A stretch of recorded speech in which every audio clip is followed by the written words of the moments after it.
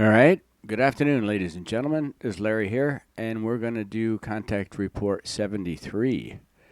Um, I like to think we're getting through them, but there's still over 900 and some left to go. So anyway, like I said, we'll keep on trucking. This one was translated by the Deep L translator. Corrections and improvements made by Joseph Darmanin and Catherine Mossman, and Semjase was the contact person. Okay, 73rd contact, Monday, 7 February 1977 at 18:34 hours. In other words, 6:34 in the evening. Semjase, you have called me very quickly. Billy, a number of things have come up that require this. Semjase, then let us hear it. Billy, okay.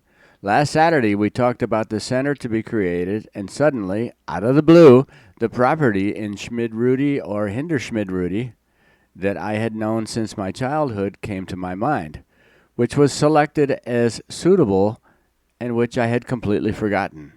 How I suddenly came across it again is a mystery to me. Anyway, I explained everything to the others, and so we telephoned the owners of the house. Strangely enough, it was said that the house in question had been empty for almost a week and was about to be was to be sold. After which we went to see the property on Sunday. This is a house that I had ... And on the futureofmankind.co.uk/Billiam_Meyer/contact_report_73 there is several pictures of this house that they want to buy. It's Hinderschmid-Rudy, which means, I believe, means behind the post office is what it means in German. But anyway, there's 4 or 5 pictures when they first bought the house, and it was pretty run down, pretty beat up. It's like a big old farmhouse. Anyway, Semjase, you told me once more than a year ago. I know. You have really forgotten. I wanted to help you a little and tried to find a suitable property for you. In these efforts, I also came across the property you mentioned then and found that it was exactly the right time to access it. So I let impulses penetrate you that reminded you of this predetermined property and urged you to inform yourself immediately afterwards, because it really is the predetermined building and therefore the very best property and the most suitable place where you can build the center. Center is a capital C. Okay.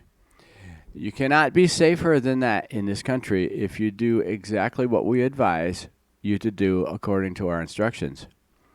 Billy, we thought something similar because I could not really explain why I was reminded of it at just the right moment. It is inexplicable to me how we can raise all this money because the construction costs a lot. Semjase, let us fly there. I want to make some things clear to you. If you are clear about everything to come and all of you want to make provisions not only for this life but also for the next, then you will know how to raise the necessary capital and will be able to do so.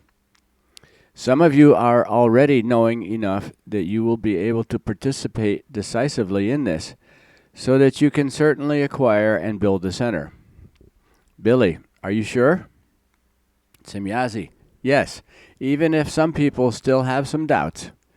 Each one must become clear and know that for the first time since their origin, they have 100% certainty in the determination of their incarnation and place of birth, and can therefore already now provide for their later life as a new personality. I'm going to read that one more time, that paragraph. Each one must become clear and know that for the first time since their origin, they have 100% certainty in the determination of their incarnation and place of birth, and can therefore already now provide for their later life as a new personality. But this exception is only because the great mission is connected with it, because normally the course of evolution for the determination of the next place of birth would still take many thousands of years. Let me explain that a little bit. She's saying that normally for Earth humans, it's going to take us many thousands of years before we can determine where we will be reincarnated next time. From what I understand, just normal evolution, your spirit goes back to the null time. It hangs out for the required 152 years or whatever it is, and then you're reincarnated, but you don't have a choice in the matter. And she's saying that after several thousands of years, you will be able to determine the next place of your birth. And I've heard that from my master also, Master Bitam. But anyway, it says, but this exception is only because the Great Mission is connected with it. In other words, she is going to cause the people at the center, the people that help him, they're going to cause them to be reincarnated at or near the center so they can continue on with the mission that they're doing right now, helping Billy. But only if they continue to do what they're supposed to do and they're determined. That's going to jump them thousands of years ahead in their evolution. So that's why these people, the Figu people and whatever, are pretty special, because they were basically chosen by the Plejaren to jump ahead in their evolution quite a bit. Because they're supposed to be, like I said, they're supposed to be reincarnated there or near there and be in contact with Billy in the next life, or whoever's running the center. Okay, back to Semjase. Those who therefore now strive for it under our guidance gain an unheard of advantage and the possibility of a faster evolution, which advances them after the next life by about 124 years in the consciousness and spirit evolution, whereby they become an elite, which slowly evolves in later times as spiritual leadership for the earth, after which the spiritual leadership of the earth can then be carried out by them. Billy, all sorts of things. Semjase, sure, but everyone determines their own future, and so they have also determined for themselves that they were chosen for their future on the basis of their merits, and that also applies to those members who will fall away again. Billy, well, that is understandable. But say, can I not actually talk to my people from here via the radio? Semjase, you have already tried it several times, but you did not succeed. So, down there is the property. Now listen carefully. Billy's trying to change the subject, but she's dialing him in on this property. And in parentheses, Semjase explained that the property Hinderschmidt Rudy could be moved into with my help on the 7th of April, 1977, 2 months after the visit with her, and that it would be bought by the Freie Interessing, that's like an 87-letter word that I don't know, in 1978, at the beginning of the year, spring, and developed into a center despite enormous difficulties and intrigues and group traders. End parentheses. So there are several people in the core group that said, hey, I've had enough. I'm out of here. I'm not getting enough recognition, or I'm not this, or I'm not that, or I want to be the boss, or whatever. And they said, no, I'll walk away.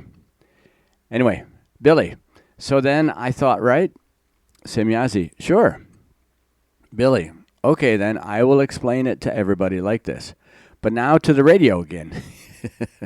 So you got the point that I had pressed the talk button each time?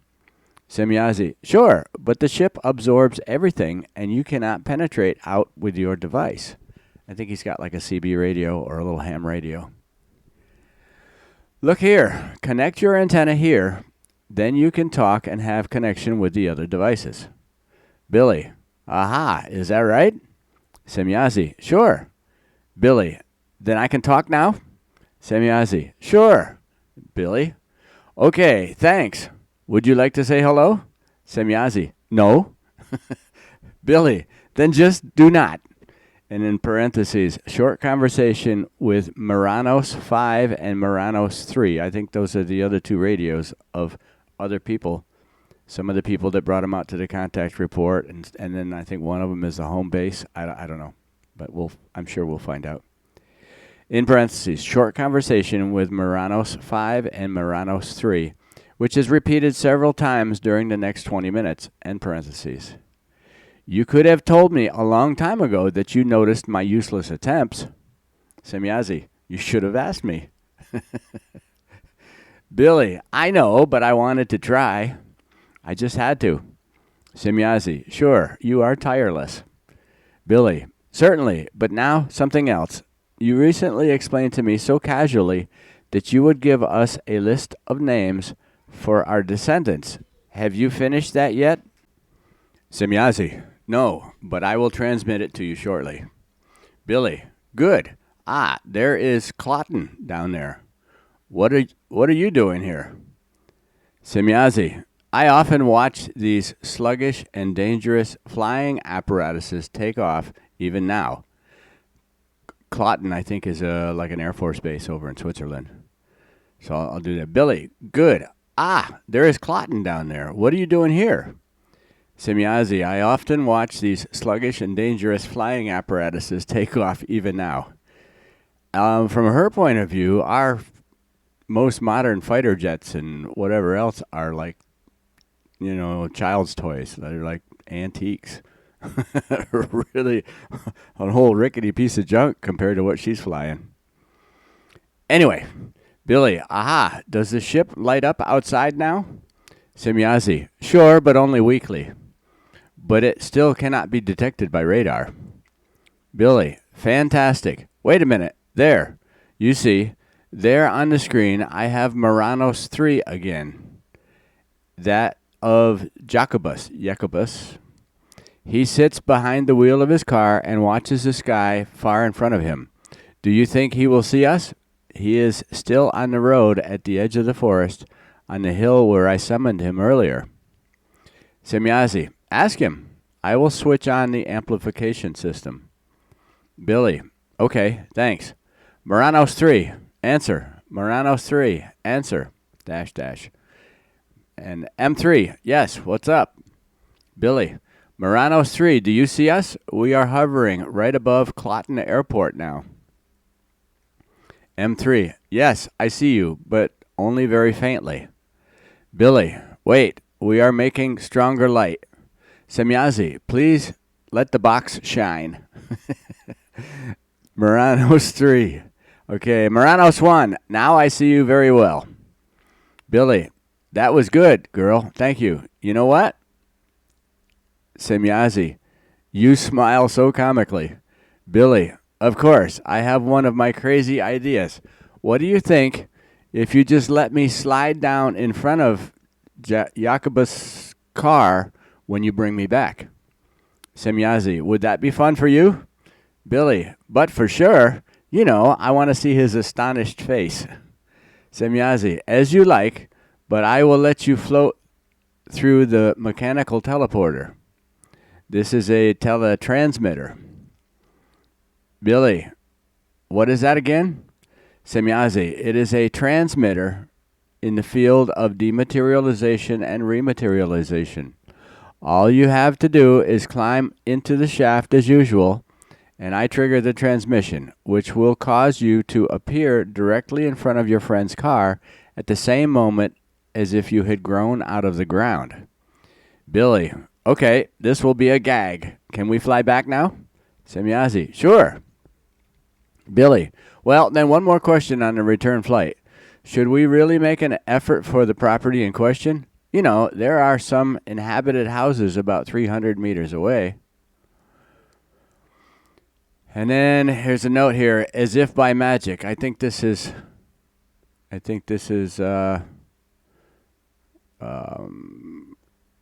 Jacoby's note. As if by magic. Fantastic experience with Edward Meyer, in parentheses, Billy, in connection with Semjase and her beam ship. It was on, this is like a testimonial, I guess, from the guy in the car. It was on the 7th of February, 1977, at about 1800 hours, when I, Jacobus Bertschinger, drove together with Edward Meyer towards Otacon for an announced contact with the beamship pilot Semjase. I parked my car in a forest path. Then Eddie got out and moved off southeastwards to go to the contact site. Waiting, I remained alone in the car until after about 15 minutes. I was unexpectedly addressed by my friend through the radio, i.e., I felt addressed because Eddie was obviously trying to make contact with the house station, but he obviously did not succeed because the station was not manned at the moment. In addition, his voice could only be heard very faintly on the radio, which is why I called in, after which a connection was made, but I pointed out to my friend that the connection was very bad and that he could hardly be heard. He replied that he was in Semjase's beamship, and that was why the connection was bad. Semjase would change this in a moment. It took only seconds before Eddie answered again, but now his voice was clear, calm, and deep. The pitch of the voice was lower than usual, but the connection was now perfect.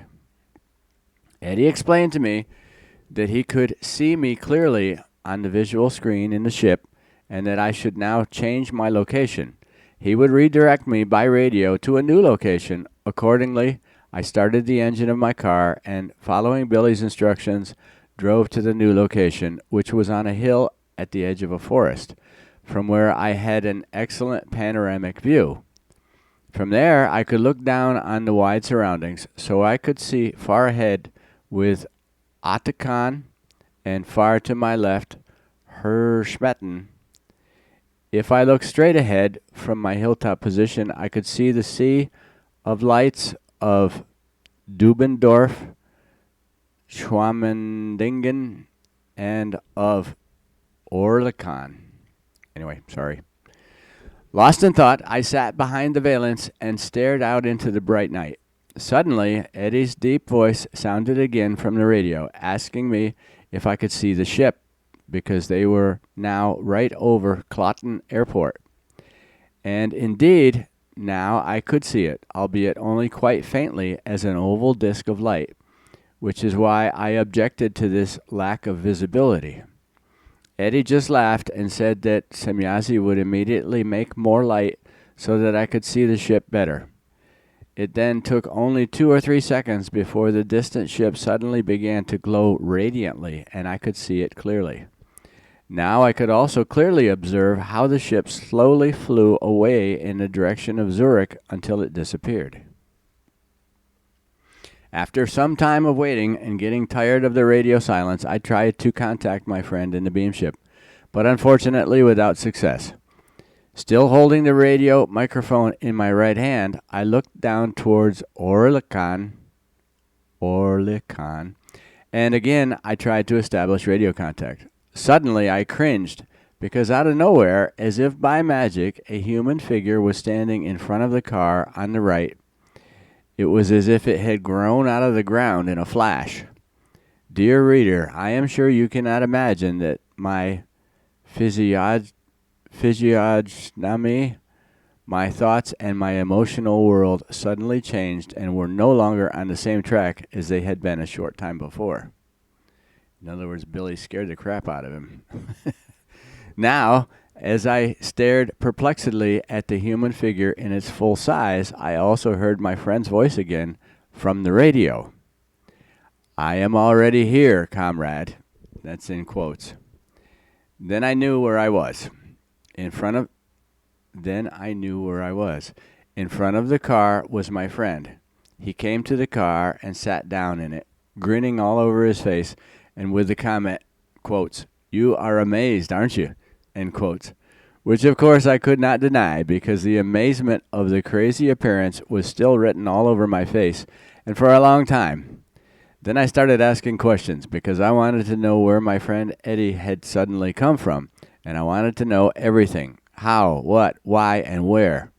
I simply wanted to know how it was possible for him to suddenly appear out of nowhere 2 or 3 meters in front of my car.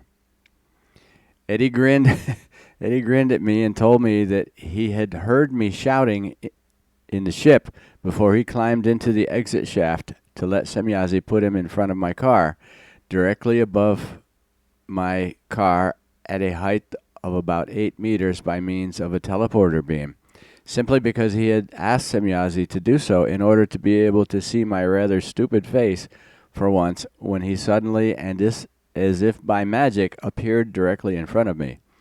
Unfortunately, however, he had failed to do so because he was unable to recognize my face in the car due to the darkness. Well, for my part, I was probably very surprised by what happened. But on the other hand, I am not the least bit surprised by what happened because Eddie often thinks of such crazy things, and he amazes many human beings by doing so. He has also done crazier things. You just have to get used to it with him. As I was sitting in the car, I was unfortunately not able to see the ship above in any way because it was hovering directly above me at a height of about 8 meters. Only when Eddie was already sitting next to me again, I could observe a bright light that quickly moved away in the direction of Forch, in parentheses, westwards, end parentheses. In spite of everything, I would now like to apply an old saying to Eddie, namely that you cannot have the nickel and the dime. The surprise is well done, but you could not see my astonished face. Now, after the light had disappeared from the horizon, we drove back to Hinwil. Suddenly, however, before the junction of Stopstrasse and Hauptstrasse, at the level of the Van Au garage, Eddie rushed me and explained that I should drive quickly to his house, because Semjase had just told him that she would be passing over Hinwil from the west, heading east with her beam ship shining brightly. Already used to such things from him, I looked westwards, but could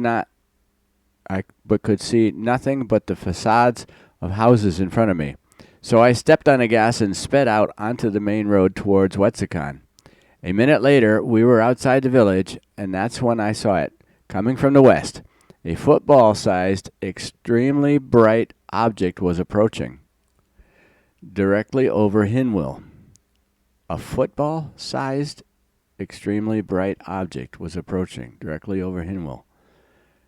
The ships are 21 feet across.